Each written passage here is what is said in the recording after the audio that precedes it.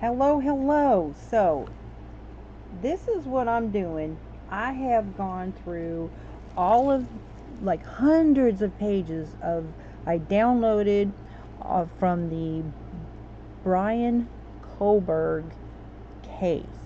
And there's stuff on the website that you have to go to the website and pay applicable fees to get, but there's hundreds of pages that's available to go through. And just having reviewed that, it is very concerning, the stuff that wasn't discussed. And I just feel like they actually kind of hid it from people.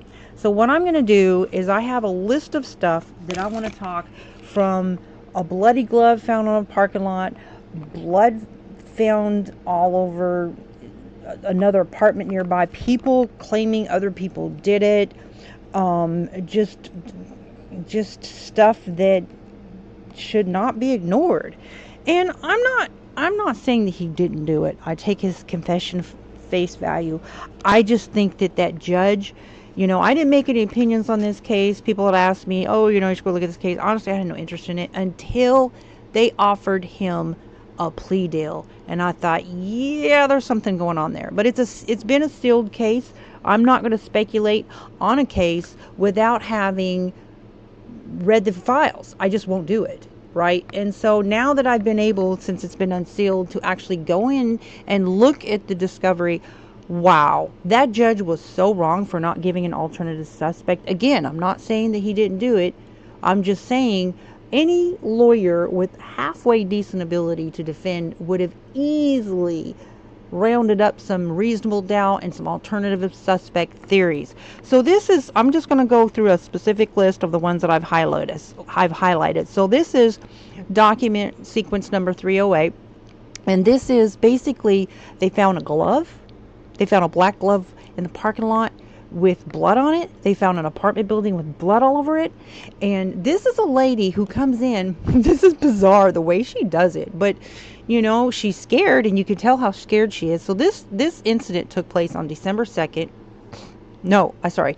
This took on December 2nd, 2024. So this was pretty recent, right? Because this is a 2022 case when this happened. So there's this person, and the names are redacted, okay? So some of it is still sealed, and of course you're dealing with the Fed, so you're going to get that, right? So they came into the Moscow Police Department, this was in the Idaho for, and requested to speak to me, reference a tip concerning the homicides. I spoke to, I'll just say M, we'll call her M because it's redacted, in the police department lobby. I did not record our conversation. Why didn't they?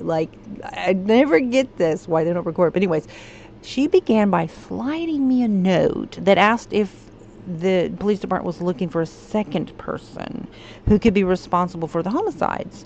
The note described a male, and the bottom said if the police was not looking for another person, to slide the note back to her and she would just leave.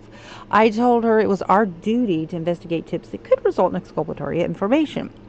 So she reluctantly slid me another stack of handwritten letters. So I read most of these letters and learned they did concern, and then somebody with the first name of Z and last name begins with F. And so the letters described lived near 1122 King Road approximately 6 months prior to the homicides, made comments to her about how the parties kept him up at night. And if you watch the videos, there was the cops showed up at this college house multiple times about noise complaints, and it was still daylight too, right, when they were doing this complaining. So somebody's an agitated neighbor, but they're just but it is a college now, so people don't want the noise, right? So anyway, so this person's claiming how they're annoyed with their neighbors, okay, but that's common, right? But this is where it gets concerning. It says, in talking with her, I learned the strange behavior, not talking to her for extended periods of time, showing her memes at strange times, riding his scooter to Pullman, had been ongoing for several years prior to the homicides. She's concerned that he had psychotic tendencies, made her nervous, stated that he wore gloves almost always, and had wounds on his hands and face on more than one occasion, which he stated were from the scooter crashes. But aside from the fact that he lived near this residence, I later confirmed he lived at, then the address is redacted, until June of 2022, and did behave strangely. Did not have further reason to suspect us being involved. She was mostly concerned about ongoing strange. Okay, but the part where she says he always wore gloves was, maybe it's not related, but I'm fixing to show you. Okay, let me take you to another page, 7, 8, 9, where they found a black glove. It was a Polar Penguin brand glove with rubberized palm fingers, and it had blood on it in the parking lot. Now, we didn't hear anything about what did they do with this glove. Okay, I'm sure that it had DNA on it. I don't remember here. Now, I've only gone through the records that was released to the public. If you want more of the records, you have to go to the website and pay applicable fees, which I have not. But I have gone through hundreds of pages just to pull out the stuff that is relevant. And so, basically, this is the same. This is near Queens Road, and this is the apartment who had blood all up in it. This is the 2 days after the murder, right? This is stuff like, why? I mean, just imagine, they sealed this stuff. They didn't want people to know about this because they didn't want a fiasco. They just didn't want a fiasco, right? Yeah. So anyway, so they kept this stuff sealed. All of this was sealed until just literally this week.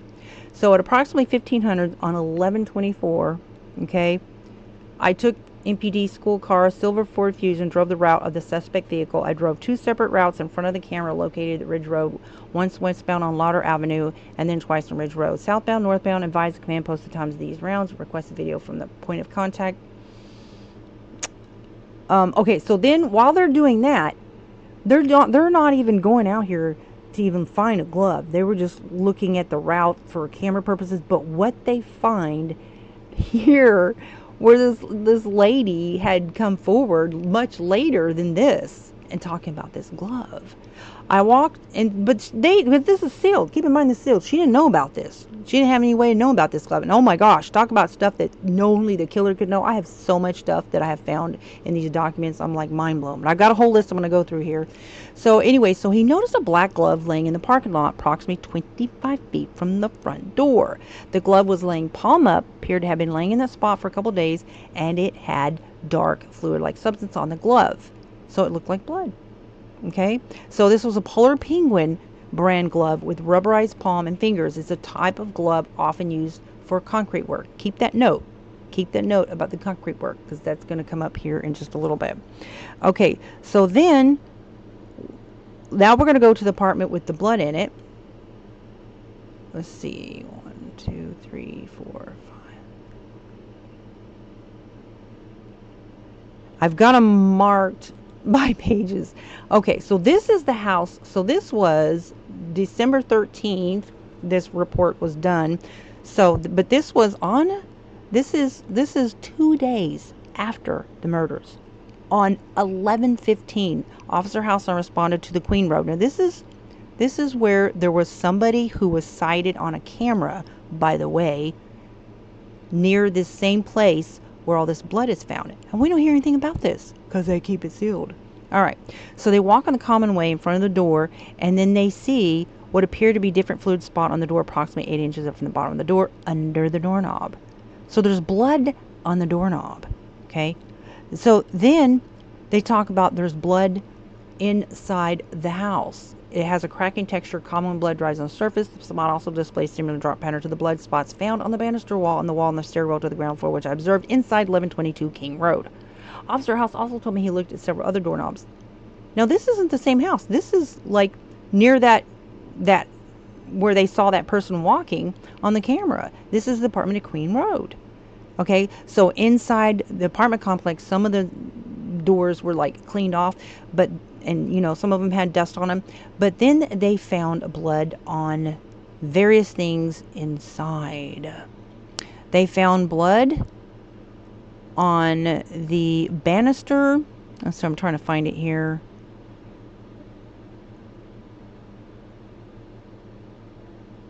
Okay, so there was a reddish brown marks, appeared to be similar to that in the restroom on the flush toilet in order to check the water. Oh, toilet flush handler. And then it was on the shower curtain They had blood on the shower curtain, appeared to be blood on the shower curtain. She said he looked and discovered what appeared to be separate smudge marks on the shower curtain, which appeared to be dry blood. She described the smudges as 1 inch by 1 inch. She said then noticed another smudge of what appeared to be dry blood on the toilet flusher handle. There appeared to be spatter of dried blood near the light switch on the interior wall of the bathroom. I asked to describe the marks. He told me they appeared to be reddish brown in color. She added, I've seen dry blood before, and the marks appeared to be similar to that. She had the only thing he did in the restroom was flush the toilet in order to check the water quality because there was a clog in the toilet, as if somebody had flushed something down the toilet. And he said nobody should have been able to be into this apartment, right? And so you have this bloody glove in the parking lot, okay? And then inside this apartment is all this blood. Then you have this woman that at a later time comes forward and she's like, look, this person was acting crazy right after the homicide, and he's got psychotic tendencies, and he wears these black gloves. He's always wearing black gloves, and he had cuts on his hands after the murder. Okay, so moving right along. So then, let's see.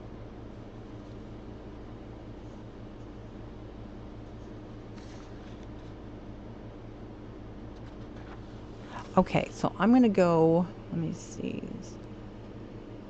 2, 3, 4.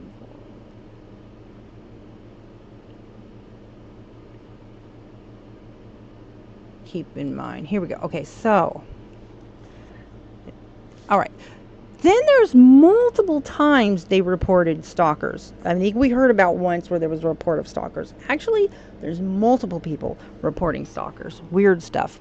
Okay, so this was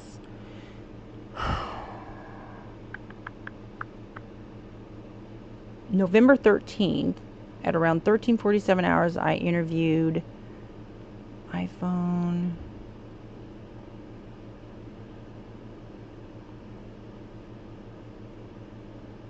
Oh, the firework thing. Actually, I think that was a taser. But this is not what I was looking for.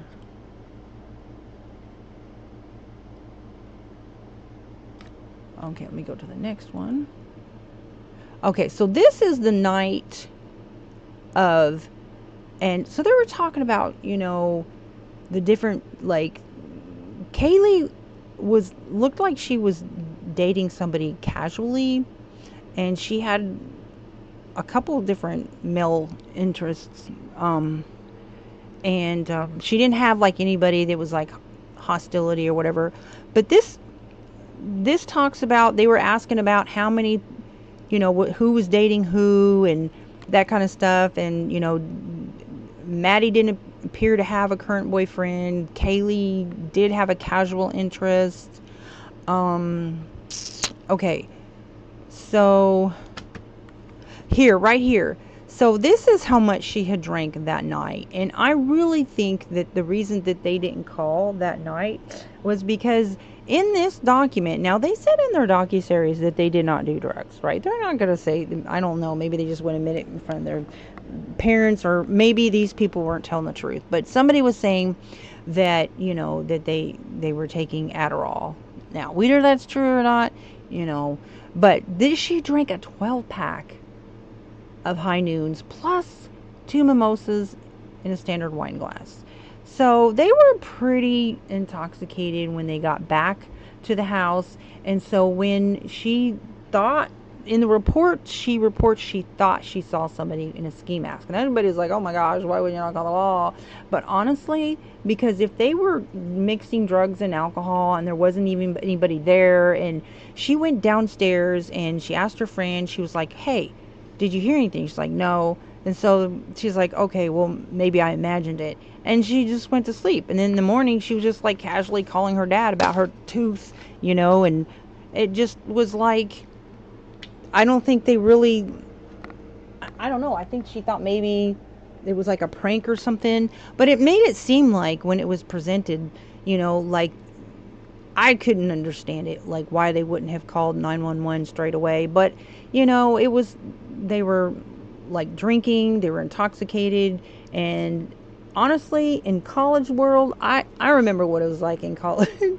I mean, people do pranking stuff, you know, and it was quiet. I mean, there wasn't any noise. There wasn't like, so she just, I think she was drunk, you know, and she just, I think they were afraid because when the cops came out, and I saw the video, and the cops told them, you know, that they would report to the college, you know, if they'd done anything illegal. And so if they're there, and they had one girl that they said that when they thought one of them was passed out, and then it makes sense. Well, apparently she, you know, she would pass out if she got too intoxicated, and that's not really something that they wanted the college to know if they're mixing drugs and alcohol. You know, they just, I don't know. I think if they had heard anything else, maybe they would have called. I think she just really just, I don't know. I just think they just blew it off, you know.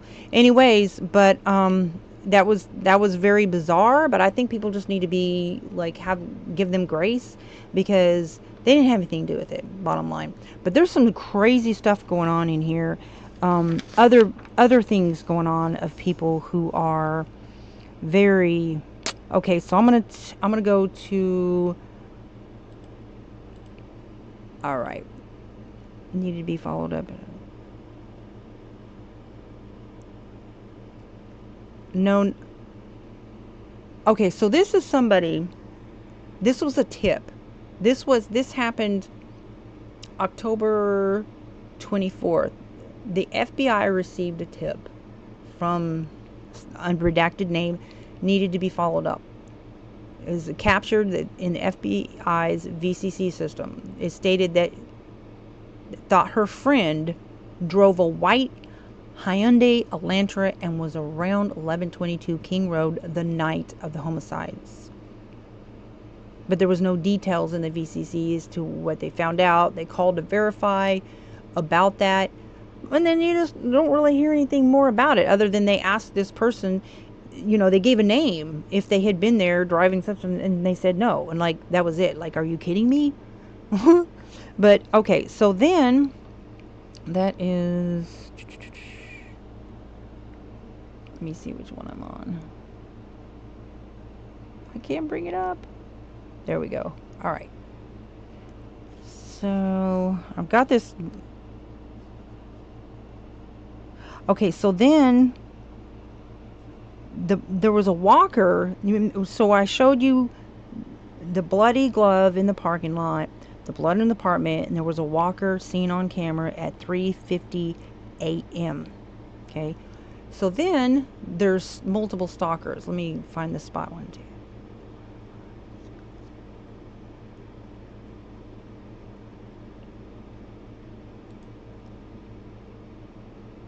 Okay, so that's this them finding.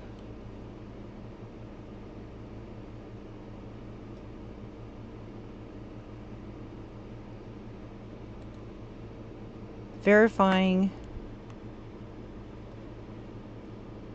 Okay, this one said that they saw who they thought was Kohberger on 2 occasions in July in 2022. Now this is interesting because there's a person that comes and goes way out of their way claiming to be from Florida and is really trying to like put him and his father as pertaining to be real estate agents at this residence.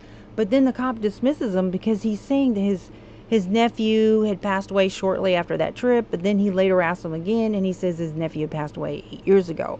But interestingly, there was somebody from one of the colleges of Bryan Kohberg that he attended they had downloaded who had been pretending to be him and trying to like quote things that he had quoted, really sound like him, like, and then while he's incarcerated. And I know there was a lot of accounts that was popping up pretending to be him and all a bunch of, but this was somebody who with a college email address, and it was just really sus, and was using VPNs from Florida. Okay, let me find, I'm gonna find, okay, bear with me here.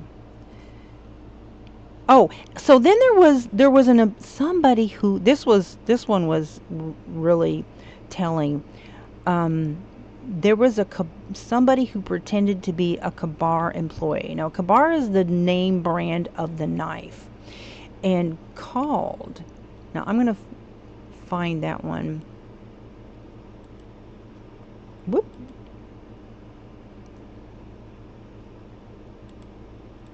Okay, so it's gonna be in here.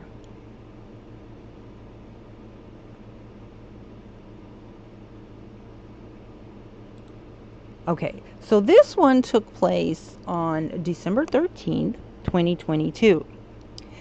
And so there was an FBI tip line, received a call from the Kabar employee, and we'll just call her M because they redacted the name, referenced somebody by the name of L with the last name beginning with M.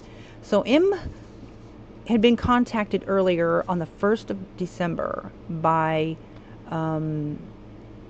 Idaho State Police Detective Boone and Barrett due to his name being provided by Kabar on a list. So they did all these warrants, and they got the names of everybody who had bought one of these Kabar knives that was used in this tragic, horrific murder. And so this one person who was contacted by these detectives calls allegedly and says that, hey, they just got a strange phone call from this person, and they provided a written statement about what the conversation entailed, stated that she answered the call with the normal greetings directed by Kabar, and it was interjected when she asked about his concerns about the call and stated, well, we'll get to that later. And so he went on to tell her why the order was canceled, and she said that he understood and never put his phone number on orders to prevent phone solicitation. So then abruptly asked, what can you tell me about the 2 feds that showed up at my door today questioning my recent Kabar order? So she stated she didn't know what he was talking about. She had no knowledge about the investigation. At this point, I don't believe anybody knew about the sheath. Okay? But anyway, so he stated something to the effect of, a Kabar sheath was left at the scene. So she said she didn't know anything about that. He said, she asked, did he want to complete his order? He said, no, he's a collector, and he had enough for now. He also added he better hold off until things died down a little, and ended the phone call. So he spoke with the detectives. Neither one of them said anything about the knife sheath to that guy who called. So how did he know about the knife sheath? But yet there's nothing that was followed up. Here's a guy claiming to have been told about the knife sheath from these detectives, which was a lie. Right? Anyways, so that was just another thing that I don't think that they followed up on. Okay, so then there was somebody who claims that they can exonerate this guy. Keep in mind, they had some crazy stuff coming out of the woodworks. There's some really outlandish witnesses that came forward. It's just like, wow. Anyway, so this is an email on November 4th, 11th, 2024. And a woman, name redacted, called Whitcomb with information relating to the case. More specifically, she alleged she could exonerate Kohberger. Then she hung up with dispatcher prior to them gathering further information. What's that about? And the call notes were as follows. Caller's advising she's trying to reach the attorney for Bryan Kohberger. She is a mandated reporter. She was a mandated reporter, victim advocate. She's advising that she had information that would prove his innocence. She sent the attorney a letter on to reach someone that can confirm they are representing Kohberger, attorney and Taylor law offices. So I called her when I returned to duty on November 14th, advised her who I was, asked if she would relate the information she claimed to have, said she told me that she'd already sent a letter to Ann Taylor's office with information, and she was not going to disclose to me what she knew. So I advised her it was my obligation to learn of possible exculpatory evidence. She told me she had never met him or spoke to him. She just knew he was not the person who committed the murders. So I attempted to explain why it was important for me to know of the information she had, but would only tell me to do an FOIA request, and you can learn my maiden name. Shall state if I did so, the FBI would immediately contact me. I asked her if she had contacted the FBI, to which she replied she had not, but they would know as soon as I searched her name, whatever that is, Anywho's, okay. Let's go down one more. Okay, so then this is somebody who claims that he killed him online. I think that's just a bunch of nonsense, but so you've had just all kinds of stuff that really, could have been used. All right, so I want to go to, I'm reading my notes here because I've got a bunch. Bring out my first page. Okay, so cell tower data, edited videos, links to, oh yeah, let me go here. I think that's going to be in here. Okay, this is something that I find to be a little concerning.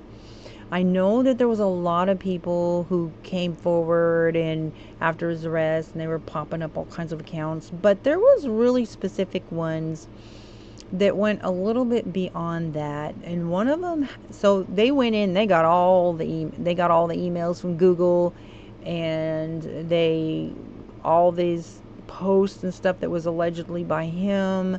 So here's one that has, this is the university that he went to, and there was a guy in the docuseries who said that he had gone to school with him. I'm not referring to him, I'm just saying that he said this college, this is where I went to. So this is somebody who went to the same college that he went to, is using an email that's not him because he's locked up at this point, but they're using a university email to try to like plant stuff online, like real specific stuff, not just like random nonsense stuff, right?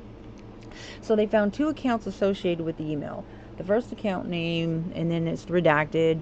This was done on December 30th, 2022, and the registration IP showed a location near Tampa, Florida. Now keep in mind, remember that person who was from Florida, who was really trying to like give witness against Bryan and his father and falsely accused them of pretending to be real estate agents at 1122 King Road.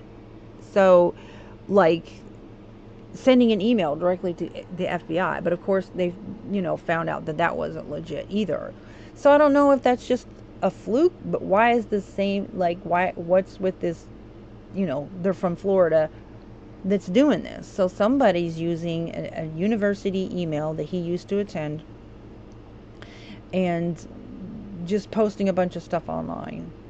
And so they had to weed through a whole bunch of stuff that was online because they needed to find out what his actual stuff was online. And there was stuff that was like, connected to like hacking, like actually hacked one of his accounts. And this is why the lady who comes in that I had mentioned already, who said that the guy with the gloves and had the cuts on his hands after the murders and was complaining about the girls and the noise, she said he had hacking abilities, right? And so these are just people that I feel like we have a right to know more information about. So his account on Reddit had been banned, and so he had to reestablish this. But the crazy stuff was done after he was locked up. So they were applying for all kinds of warrants for different user subscribers of different stuff. And he also has a condition called visual snow syndrome, and it's a rare neurological condition that causes like serious visual stuff, which, by the way, the cringy court TV spun the stuff that he was posting online without talking about his actual medical condition, that those were symptoms of, and trying to present those posts and symptoms he was describing as something else. Just really cringy that they did that. Okay, so then let's go to the next thing. Okay, so then there was soil samples, victims. So they went and got all of the accounts of the victims and he wasn't like connected to any of them. But I thought I'd heard that they had said that they were somehow connected, photos or something like that, but they checked everything.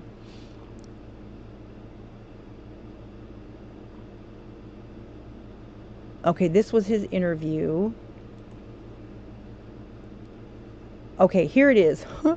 This is crazy. March 12th, 2023, I received an email from Moscow Police Department Corporal Tesdal advising someone had called claiming responsibility for the homicides.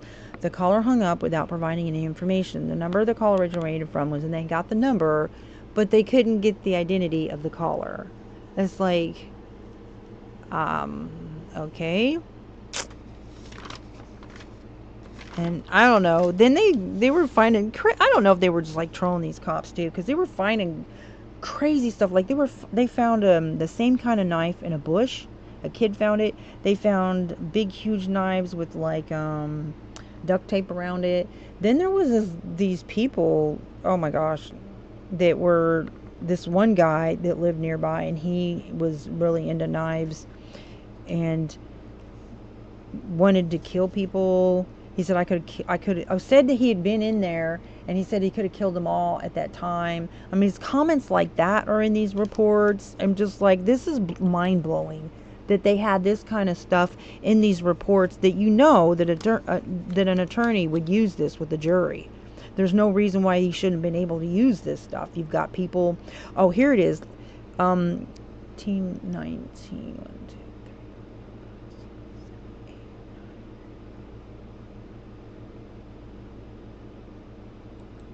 Check this out.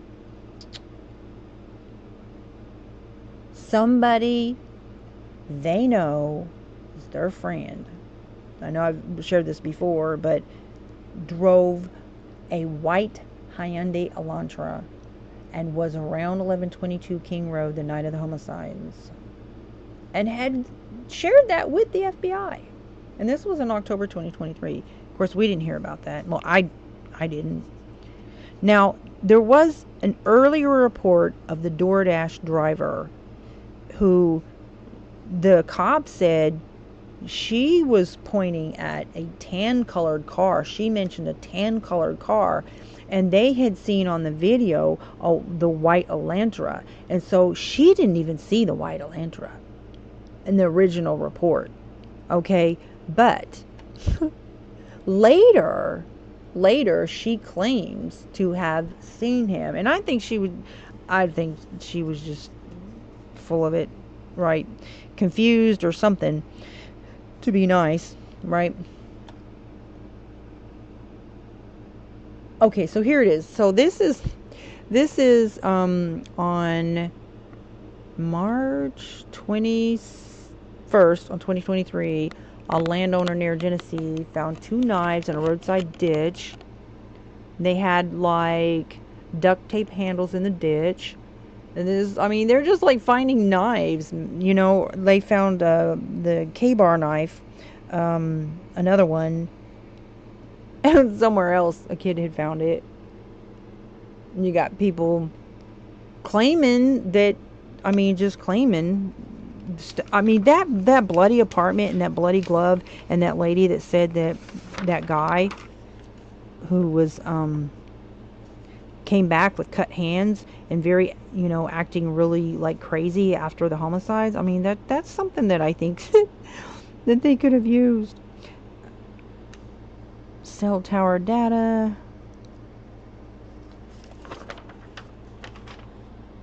I'm looking at the ones that I have marked. Whoops, sorry guys.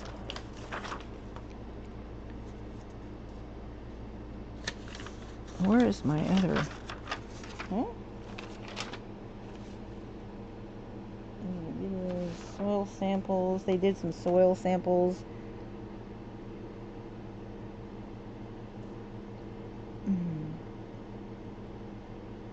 Okay, let me find this one. It should be in here. Oh, there was a student. Hang on, let me see if I can find it.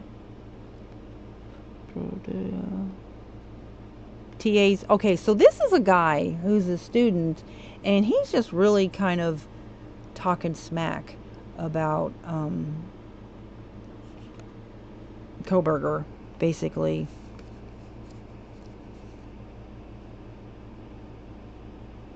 Oh, and Ethan, according to this, had a hater.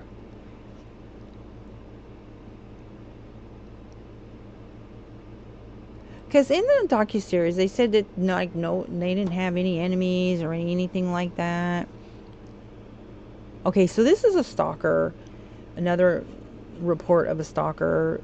So this person, name redacted, and this was not long after, the murders. This was 11/28/2022.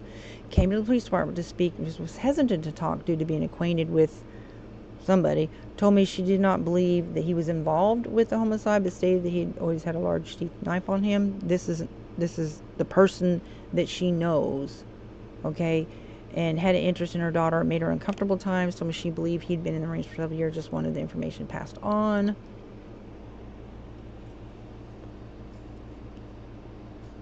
And then there was some crazy stuff. People coming out of the woodwork. Somebody said that he went to Oklahoma and was homicidal and all this other stuff, and none of that was even true. It's like, why are they trying to go out of their way to just like plant stuff on this guy? Let me show you these crazy cuckoo for Cocoa Puff witnesses. Okay. Washington. Oh, this is where somebody said that they were they thought he stopped in the route that he had traveled and buried something, but they didn't find anything. Okay, had an encounter with someone she thought was him. This wasn't a dancer, somebody who was a dancer. Like, I don't think he was into that, but just different people claiming different stuff, like saying that she had an encounter with him and she was some kind of dancer, right? And then, okay, I think this is the craziest one that came out of the woodworks. Okay, so this was in January 2023, and the FBI tip line received an email from this person, stated Kohberg attended PhD courses at Oklahoma State University. The dude's in Idaho. How is he going to be in Oklahoma attending school? But it's ridiculous. Anyways, she added she met him during this time. He befriended a professor named so-and-so who gave him a Kabar knife. Why would a professor give this guy a Kabar knife? But whatever. I mean, this is people that they make this stuff up. So she spoke to this person on the phone. I did not record the phone conversation. Related that she had met him when he brought him to her house for a visit, and stated Kohberger made her very uncomfortable. She warned so-and-so about him, and I asked this person to email anything she had to support her claim. So she emailed the following information on March 2nd, 2023. 2016 to 2017, University of Oklahoma began offering criminal justice bachelor degrees. Kohberger found it cheaper to take the courses here that he needed for the degree, and the school's phone number. But the problem was, it didn't happen. The dean who approved Kohberger and then gave the name since retired. Of course they're retired, so they can't call him, right? So asked for the dean above. Here's the information you must have. So anyways, they concluded that none of it was validated, and this same person was like a kook that would call the FBI all kinds of times, all the time, and gave I think it was like 37, how many times? Okay, so this is what they said about him, though. It said they allowed him to attend class as a blank guest. That doesn't even make sense. Allowed him to stay at home. That doesn't even make sense. My self-advised. So is that Kohberger was homicidal, had possibly had a psychotic break, violent, sloppy ideation of violence towards others. I believe I contacted an FBI agent named so-and-so and alerted her. Like, why would you call the FBI about a student you think might be, like, unbalanced? Like, that doesn't even make sense. Kohberger used a credit card to pay for courses and travel expenses, subpoena his financial records. I'll have another report for you this afternoon with their addresses, numbers, and any other evidence a visit. But then this guy says this person lies to investigators, period. He lied to blanket and blank Virginia State Police in a cold case murder investigation. He's a Krav Maga instructor and predator. He encouraged Kohberger and initiated him into brutality. This is what they're saying. Oh my gosh. So I'm here to help Moscow, Idaho in any way possible. I have faith in your competence to chief of police. But this is what they concluded. Upon further investigation, it was learned that this person has reported 36 tips to the FBI over the past several years. In addition, there's no current information to support Kohberger ever attended Oklahoma State University. I will investigate further information arises that Kohberger ever attended OSU at any point in time. I mean, but just the amount of stuff that people would just make up, right? And that's why, and that's why you just can't, like, oh my gosh, know why they do this. Anyways, so this is a folder containing the following receipts he collected during this investigation from local businesses, food items, utility clothes, purchases that he made.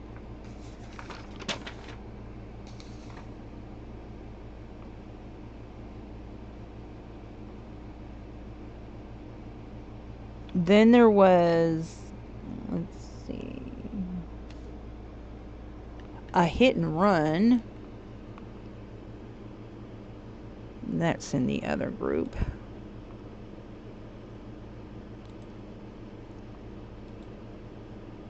So there was a hit and run on the 12th of November, the day before the murder. Accident in the area.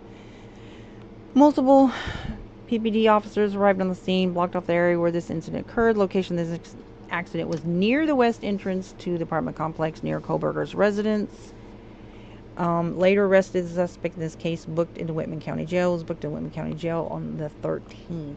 So on January 3rd, the record specialist sent me a link to the evidence.com so I could view and download the videos related to this case. I downloaded 35 videos which span between 11/12/2022 at 23:41 hours to 11/13 at 03:25 a.m. Which, interestingly, right at 03:50 a.m. was the guy seen on video that was going towards the apartment that had blood in it, right? But anyway, so around the same time, you've got this going on. So majority of videos were in the area where the suspect vehicle was eventually located, Northeast California Street. I provided the downloaded videos to Detective Mary so he could upload them to EPBD's evidence server. I later viewed the videos. I didn't see a vehicle matching his vehicle in any of the videos on Brandy Way or in the videos near Northeast California Street. Longest video recording on Brandy Way starts at 23:43 hours, runs for 1 hour, 21 minutes. All of the videos captured on Brandy Way span from 11/12/2022 at 11:41 to around 11:13 at 1 a.m. Brandy Way was closed off, which comes and, let's see, which cones and police tape from 11/12/2022 around 11:30, around 11:41 until 12:30, so the scene could be processed. So this included the west entrance to the apartment complex, which had police tape across the entrance. The east entrance to the apartments was still available for access to the complex. While reviewing Kohberg's cell phone data extraction, I located a screenshot of the Whitman County Jail roster with whatever redacted person's information. The last modified date time for the image was 11/13 at 6:27:12 p.m. This image was taken from Yik Yak. In Kohberg's Chrome tab history on his phone, I located where he searched Google for broadcastify.com, listen feed, Pullman Police, and Fire Dispatch live audio feed on the 13th of November at 12:26 a.m. So there's that. Well, what relevance that may have, not real sure, but it was just something that they had in there. I think there was actually more stuff in here that would have been helpful to him, but for the judge said no to any third party alternative suspect. And I think it's just because they're like, well, we have the DNA on his sheet. It's like, well, touch DNA, which familial, not even his direct DNA, but that's really for a juror to decide, right?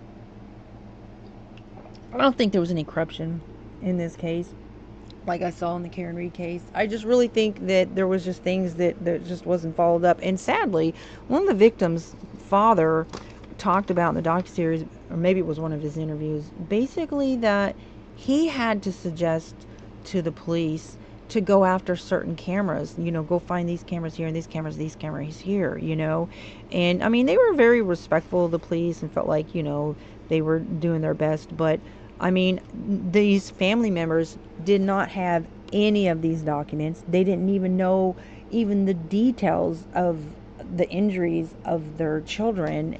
And they were really upset when they kept it sealed, until his actual sentencing.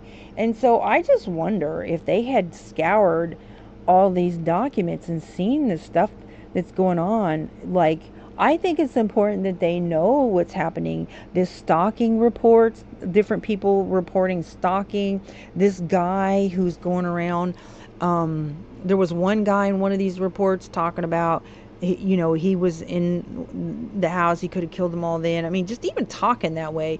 But, people, the blood in that house. I mean, like, some of them students stayed there and finished school. It's like, man, I would have got them the heck out of there. If I'd seen all this stuff in these reports, I would have just got them out of there, man. I feel like these family members should have had a right to these documents. Maybe they should have been under seal, like, hey, you can't share this with anybody. But I feel like these family members, especially since their kids were murdered and they still have kids, other kids are there, there was the twins there, and one of them was murdered and the other one was still there at college, right in the same town. And I just felt like they had a right to know this other stuff going on there. And I know they kept saying that this was targeted because they don't want to scare the people or spook the town to thinking that this was, anything that was going to happen again. It was just like an isolated incident or something like that. But in reality, there was rapes that's still under investigation, and that's another thing that was talked about in one of these reports. I don't think I'm going to go into every one of these, it's because it is getting late. But there was talking about there was rape, and so that's still under investigation. There's some sealed stuff on that. Do these parents even know? It's just like, that's not even right? And then you've got these other people reporting that they've got people acting just crazy, like they said, this guy going around. Anyways, so I think that I think he did it. I really do. I mean, I think that a lot of this is just fluke, but I just think it's a little concerning, because I know that when they offered the plea, which is, I wasn't going to have anything to do with this case, but when they offered the plea like they did, that was very concerning to me. Like, why would they just do that? This was a horrible, brutal murder, and against the wishes of the families. That was what was really concerning. So, well, there's probably some stuff in there that would possibly be potentially reasonable doubt. They would maybe, I think there is. And, but I think the judge, the way the deal came down was right after the judge ruled against him being able to use any kind of alternative suspect theory. And really, that's all he had, but I mean, if he did it, then he needs to go on down the road, and then I'm thankful if he did do it, and then, he confessed, and, thank God, that they don't have to go through trial, but it's almost like, what if he was pressured? Because it was the day after that judge made that ruling denying him, and I'm pretty sure he hadn't seen all these documents, because really, they just, lawyers handle it, and I don't know what those lawyers saw. I don't know if he was public defender, if he was a paid attorney, I don't know, but I'm just like, it was really egregious that the judge denied an alternative suspect. With the stuff that's in these records, it's egregious, and I felt like that wasn't right. I don't know, maybe it just turned out for the best. If he did do it, it forced him to confess, but if he didn't, I mean, if he was just pressured to they're like, he went in there and said, look, man, he just denied our request for alternative suspect, denied this, they're gonna fry you, dude. They're offering you you need to take the deal. You know what I'm saying? And they pressured him into it. And he just gave up. I don't know. I mean, or maybe he's just a creepy dude that did it. I know that there was somebody on the Facebook group who was just trolling the people and just asking real specific questions, which I really was convinced that it was him, because as soon as he was arrested, those accounts were closed. But when I see the amount of effort to go into his account to try to pretend to be him using university emails, and like it was some malicious stuff going on here, right? And so it just seems to me that I'm a little leery. I'm gonna take it at face value that he confessed, right? And so that's that. And if he does come down the road and says, hey, I felt pressured, something comes about where, I will open my heart back up to say, okay, well, I'm definitely going to keep an open mind because of the things I'm seeing in these reports. But, in cases like this, people get kooky. Like, they will come out and say all kinds of stuff, and there's, they have to weed through stuff, pull the chicken from the bones, so to speak. But I think that the fact that these officers went there for the sole purpose to look for camera video footage, and he happened to stumble upon a bloody glove. That was like a God thing. Finding that glove was like, he did not expect that, right? And to me, that was like fate. I want to know what's in that glove. I want to know whose blood was on that glove. I want to know whose DNA was on that glove. And I am outraged that there's no discussion of that glove. That black glove should have been like on the top of the list of discussion in this case, right? And like, he just happened to find it. And then the blood in that apartment, I'm like, okay, there's a guy walking in that direction. There's blood in the apartment. There's a bloody glove in the apartment in the parking lot. It's got blood on it. And then you've got a person who says that this guy who wears black gloves, and then there was a witness who works construction, who was going around saying he could have killed everybody. And guess what his job is? None other than construction. Yeah, I'm just saying, it just, if none of this is connected to Kohberg, there's still some serious spook stuff going on there, and people need to be careful, right? And by the way, I don't monetize videos like this because I just don't feel comfortable like making any profit off of somebody else's tragedy. I'm not comfortable with that.